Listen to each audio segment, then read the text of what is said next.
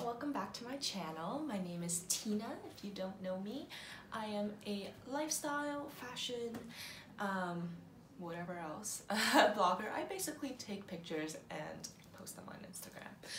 Anyways, so today I wanted to talk to you guys about some tips and tricks that I have I guess gathered throughout my years as a university student to save money, because we're all broke when we are in university unless you have like rich parents or something, or like had like an amazing job throughout and just had a constant nice stream of income. But if you're like me, who found yourself to be sometimes super broke, to the point where you can't even like go out with your friends because you gotta save money, then these tips are great for you. And even if you're not that broke, still, you know, saving money can make all the difference, you know, even if it's just a couple dollars at a time. So yeah, let's get right into it. Okay, so I wrote down a bunch of these tips in my cute little notebook, so I'll just be like referring to it once in a while. Ever since I started kind of figuring out where my money is going, I realized that my biggest expenses were 1, shopping, and 2, like food and other monthly recurring expenses. So my first tips will be on how to save money while shopping. So, tip number 1, take advantage of a lot of free shipping 30-day return rules. So what I mean by that is, for me, I am an online shopper. For some reason, I can never find cute stuff like in store. The only reason I go in store is either like with my friends or to like try on sizes and stuff, but I usually shop online. So tip number 1 about free shipping. A lot of the times online, they have like $75 or more. They give you free shipping, but maybe sometimes you only pick out that 1 or 2 like nice stuff, especially if you're like me who shop like in the sales aisle. Like I can maybe hit like $20 sometimes. So the tip is you buy a bunch of other stuff that you either want to try on or just enough to hit that cap, like either $75 or $100, to get the free shipping. And then after that, if you decided to try things out, you can either keep them, or the other thing is if you decided to just like buy something to get that free shipping, usually most stores also have free shipping returns. So what you do is after you got the free shipping, just return the stuff that you don't want and then keep the stuff that you do like. So then you get free shipping both ways and you didn't have to step out of your house to go to the shop like me. The other thing is take advantage of the 30-day returns. Usually that's how long, or maybe like some stores I think it's like 14 days or something. There are times where I see this like amazing thing, but something that I would only wear maybe like once or twice in like a whole year. So it's kind of like that feeling of being like, I really need that thing right now because it's so awesome. And that's really why I spent a lot of money in the beginning. So I would buy all these things and realize that, wow, I would only like wear it like once or like never even. So the tip I have for you on that is to take advantage of the return policy. What I mean is buy it, satisfy your urge to own whatever that piece of clothing or that decoration is, whatever you're shopping. Don't take the tag off if it's like a piece of clothes or whatever, and then see if you can style it, or are you likely to wear it within like 30 days or before the return deadline. If you realize that I think I bought like a neon jacket or something. I'm sorry, I'm sniffling, I'm a bit sick. But yeah, if you bought like a neon jacket like me, I realized that I would only wear it like once, or like it was really hard to pair. Like there had to be like a very specific situation for me to wear that jacket. So then I just returned it. And then, you know, you kind of got over that hype about owning that piece of clothing, and then, you know, you save some money that way. So yeah, that was tip number one. Tip number two is to look or wait for sales. So I probably in my whole life have 95% of the time shopped in the sales aisle. Because I don't know, like I don't feel like usually that it's worth to like buy a piece of clothing at full price. And it's funny because you will always see that eventually like the piece of clothing you want is on sale. So what I started doing is I would either look for the good sales, or I would, if I saw a piece of clothing that I really liked, I'd wait until it goes on sale. Yes, you have to have a little bit of patience. Sometimes it could take 2 weeks, sometimes it could take more than a month. But eventually, most pieces of clothing will always go on sale, unless it's like something that's like super hot and sells out in like 2 days or something. But yeah, so I usually try to shop in the sales aisle and wait for the good sales. Another thing is, for my favorite brands like Dynamite, I monitor their like promotions. So to like know when the really good sales are. Like for example, they almost have like a sale like every single week again online. Sometimes it's like $30 pants or whatever, and in the beginning I was like, wow, that's a really great deal considering like their normal price is like 60, so it's almost like 50% off. But then like literally like a week or two later, they'll have a sale where it's like 30% off all sale, like all already reduced items. So it's like, wow, like you really get a really great deal on those. Another cool thing is usually like even with the best sales, they're not final sale unless it's like on clearance or something.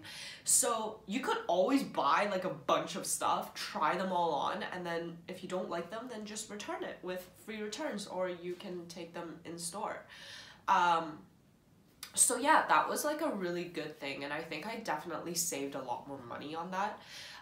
Another thing that I do, I know like I'm like super either like crazy about saving money or something, but sometimes I would buy like 2 of the same items like to get that like extra sale. So for example, I think last time I had a haul with Dynamite, literally 2 days later they had a better sale on like 1 or 2 of the items that I had already bought.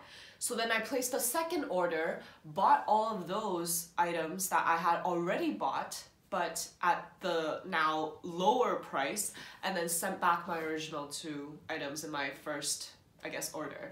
And I saved maybe like $5. Yeah, like it's not a lot, but the way I think about it is it takes you very little time to do it, but you save money. So, and little bits add up. So, you know, it's always worth it to me in the end. Tip number 3 I have for shopping is to buy secondhand. A lot of the times, like for shopping for clothes, like if you have like basics or essentials, or like funky clothing that you're only gonna wear like once or twice or on special occasions, thrifting is a really great idea. Like you can get so much for like so much less. And also you can also find a lot of like great brands like Uniqlo for literally like less than $5. Like I bought jeans from Uniqlo for like $3 at a you know, at a thrift store. So especially when it comes to like basics or I guess like, yeah, like essentials like jeans or like tank tops, stuff like that, like thrifting is really great. The other thing with secondhand is tech gadgets. Like I've bought like Bluetooth speakers and my Fitbits, all secondhand.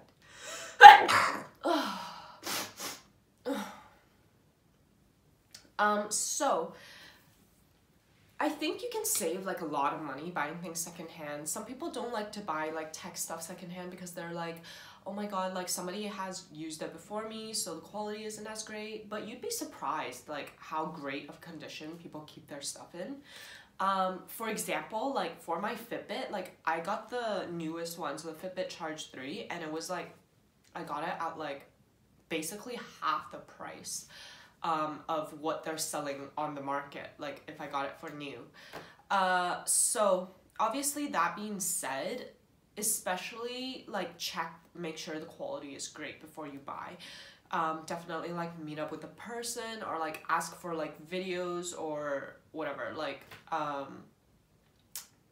pictures, or like when you meet up with them, like check that it works. But like a lot of people are willing to sell for less too, like if you ask them. Especially if it's after like a big holiday like Boxing Day or like Christmas, because a lot of people either get stuff that they don't use or they got like an upgrade and they want to like sell their old one. So definitely during those times, really great to look for deals. And people are open to negotiate, so you know, always utilize that. So that kind of leads me into the last tip I have for shopping. So number 4 is bargaining. Bargain, bargain, bargain. I don't know if it's because I'm Chinese, but I'm not ashamed to bargain. Obviously, you're not gonna go and like take the newest collection or like, I don't know, like take the newest stuff and be like, hey, I want this for less. Can you do it for less? Unless maybe it's like, again, like secondhand, like negotiating with people like online for secondhand stuff. But obviously like new stuff, like you're not gonna have a chance. But be smart about bargaining. You can get a lot of great discounts. So usually in the sales aisle, people are more open to bargaining. And since I basically like live in the sales aisle, I always bargain. Look for items that have some sort of defect. I know, you don't like defective items, nobody does, but it can save you a lot of money, and sometimes the defect is so little, like you could fix it really simply. For example, if it's a stain on a white shirt, like you just gotta bleach it, or a lot of things with like thread ends. So for example, I was shopping with my friend at Urban Outfitters the other day, like it was like last year, but I saw this like Tommy Hilfiger bralette that was like selling for like, I don't even know, like 20 bucks or something. And it was like the last one or like the second last one.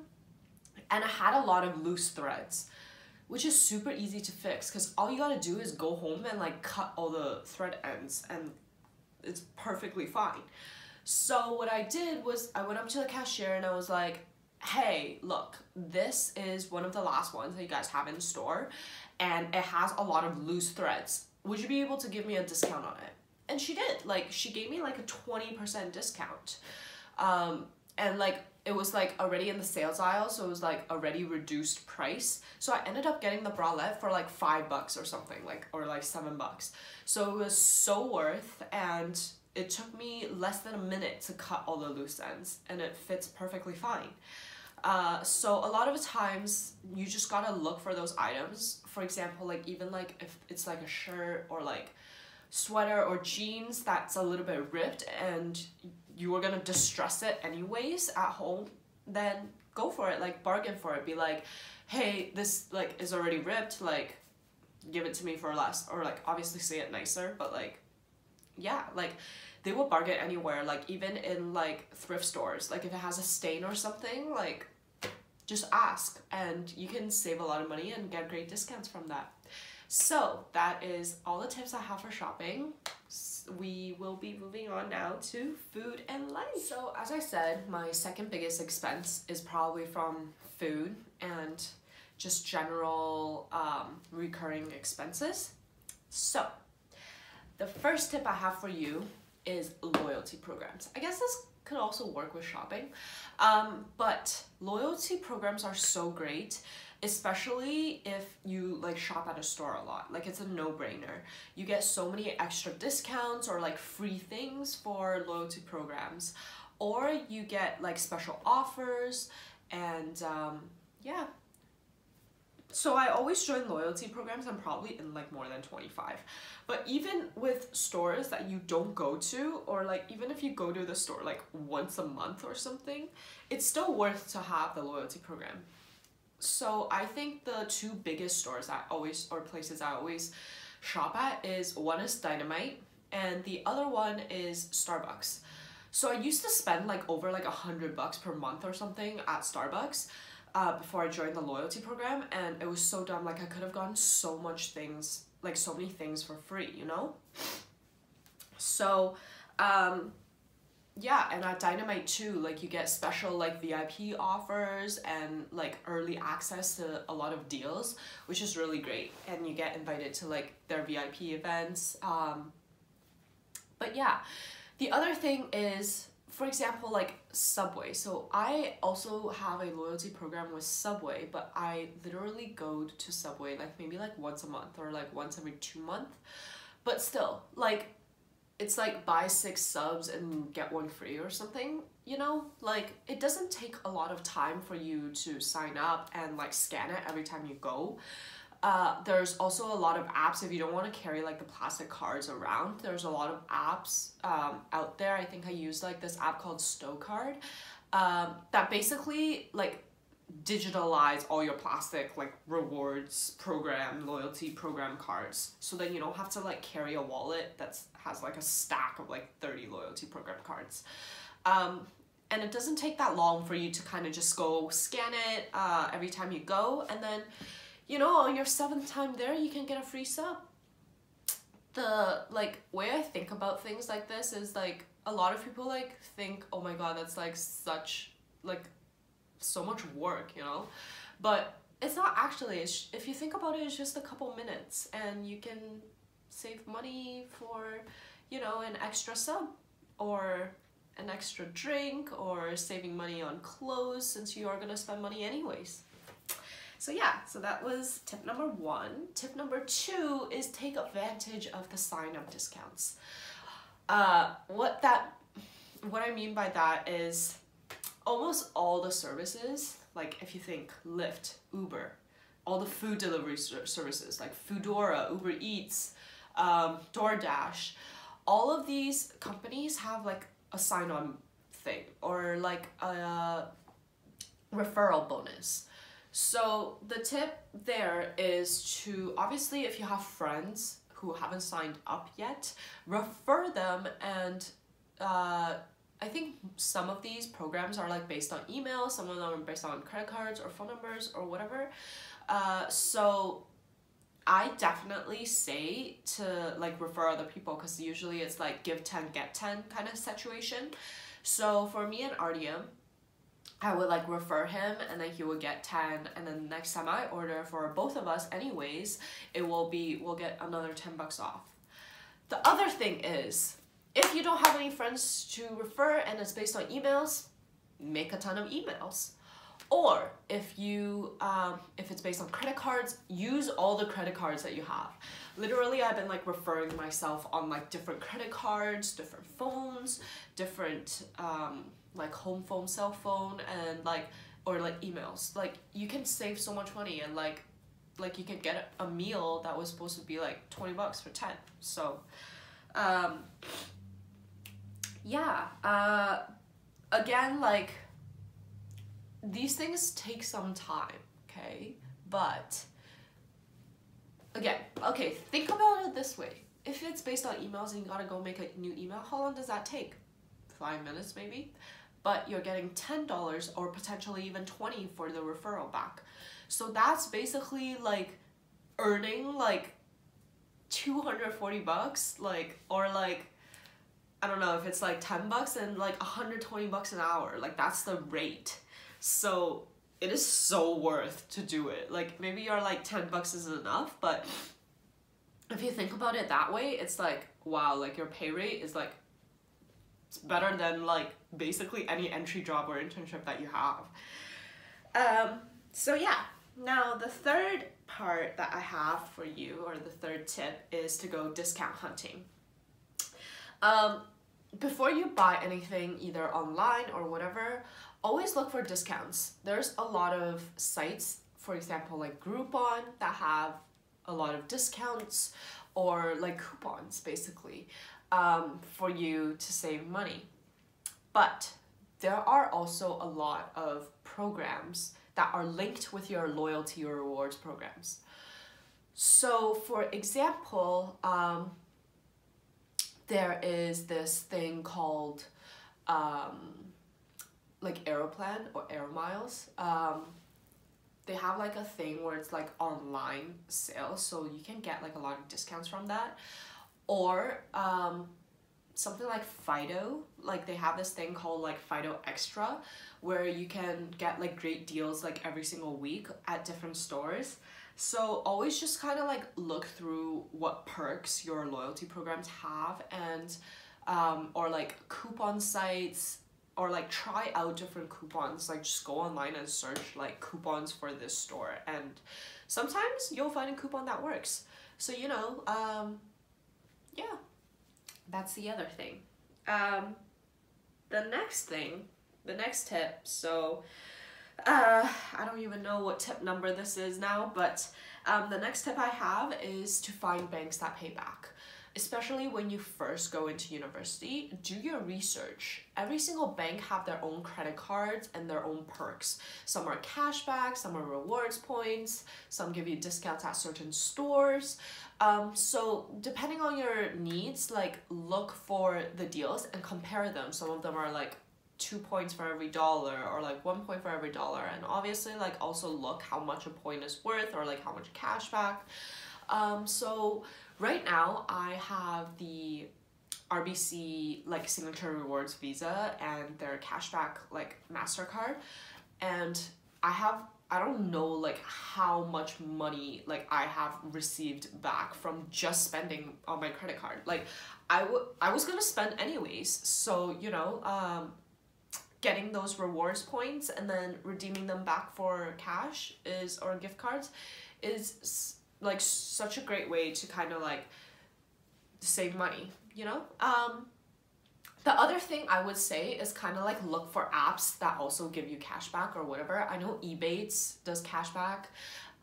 There's this really great app that I use called Drop, and it's basically you link your card, and every single time you spend at specific stores, you'll get points, and then you can redeem like gift cards with your points. So a lot of things like that, when you look at that, can save you a lot of money. Yeah. The last thing I think is also a no-brainer is splitting the cost of books, Netflix, food, whatever else with friends. So I'm pretty sure a lot of you already like do that anyways, especially with like Netflix, but do it with like books and stuff too. So for me, like books are so expensive, but I have been able to save a lot of money on books. Well, one, actually figure out if you need the textbook or not, because most of the time you don't really need the textbook. Another thing is with books, you can find most of them online. Like if you do enough research like online, you can find like a free version. Yeah, there's definitely like tips on, I guess, like, or like sites to search, but usually before semester starts, I will always try to look for a book online. And I would say like not 9 times out of 10, but like maybe like 7 times out of 10, I'm able to find like a PDF version of the textbook online. So definitely look at that. That's if you really can't find it online. Splitting a book with like a bunch of people is also really great. Like if you're, especially if you're gonna buy a physical textbook, you can always resell it the next year, and then you know, like, and the cost is split amongst everyone. If you also decide to opt for like an online version, like a PDF, which is usually cheaper, like you can find like 10 people in the class who needs the book and then just split it, and then a $200 book becomes $20 a person. So, you know, a lot of splitting costs. The same thing I would say would go with food. Like, especially if you have a roommate, obviously A and I live together, so it's like a lot easier. But if you have like a roommate who is willing to kind of like cook with you or do whatever, buy food in bulk. It will save so much money. Like, I know it doesn't like feel like it, but it actually saves you a lot of money. Like, it's so much cheaper to cook for like many people instead of one person, or unless you meal prep. Like, that doesn't work for me, but if you are a meal prepper, then you know that like buying things in bulk is always cheaper. Yeah, so that is all the other tips I had for food and life, and then I just have like small tips for kind of general stuff. So the first tip is track your expenses. It can be a pain in the beginning, but once it becomes a habit, it's really great. So I started tracking my expenses maybe like 2 years ago because my money was kind of just like going out of my bank account and I had nothing coming back in. Or like very little coming back in. So I was like, well, maybe I can figure out like where I'm spending the money to figure out kind of where I can save. So I started tracking my expenses. I wrote down every single time I made a purchase. It was a very big like hassle in the beginning, but now I'm kind of just used to it. So write down everything. There's also like a lot of like expense tracking apps if you want to use those. But yeah, like after I tracked all my expenses, I realized I shop too much. I eat out too much. I have so many monthly recurring like expenses. So like then I could come up with like a game plan of how I can save money. For example, I'll like budget like this much for shopping, or like I'll be like, I'll eat out less. Or for example, like in the beginning, I would spend like $100 per month at Starbucks. I cut that down. So it's like when you track your expenses, you can see where your money is going, and then you can figure out like ways where you can save and not spend. So tracking expenses is really great. Also with that, you can see your trends. Like, is your food trending up? Maybe then you should cut back on going out to eat and like cook more. Or for example, like in your holiday seasons, you can even compare last year to this year. Like, how can I make it, you know, spend less? So stuff like that. Tracking expenses will help you see your trends and then help you budget and cut whatever you need. The second tip, and I guess the last tip out of this entire video, is to know when to splurge and when to kind of, I don't know, like save, I guess. A lot of the times I splurge because of some special occasion. My birthday, somebody else's birthday, holidays especially are a big thing.